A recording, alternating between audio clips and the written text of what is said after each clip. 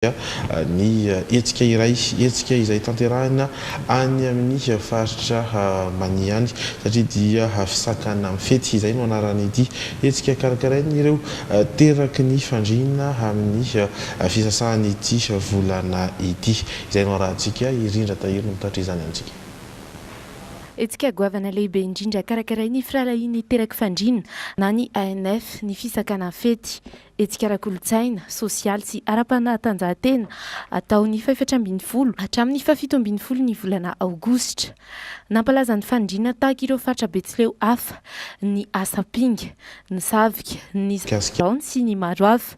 Omendanja manokana ny anarandray amin'ny alalan'ny fahatongavan'ireo zanak'ampelezana avy any ivelany sy manerana nosy. Any amin'ny commune tsirairay aby zany no samy makalaza azy aby ny rehetrarehetra mety mitsangatsangana manao diabe mitety vohitra mijery toerana manatantara agny aby miaraka ny zanak'ampelezana sy ny eo tanàna taritin'ny maire agny amin'ny tanàna. Ny taona 1990 no niorina ny Amicale des Natifs de Fandrina izay mizarazara ho vondrona 7 isa manerana Madagasikara miampy ireo any ivelany.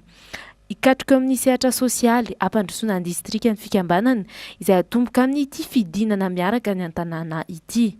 Ka itsika mako paritaka eran'izao tontolo izao samy manana ny traikefany agny dia mba ho avondrona io mba hitsinjovana ny fampandrosoana ny agnan-tanàna amin'izay amin'izao fa dia fotoanany izao. Atanjona amin'ity fiaramentany teraky fisakany ity ny akana ainga vaovao ampandrosoana ny distrika ny Fandrina izay akoatra ny fananany kolotsaina miavaka dia manana olomanga sy manam-pahaizana maro ihany koa. Apetraka amin'ny fotoana io ihany koa anefa ny birao nasionaly ny ANF.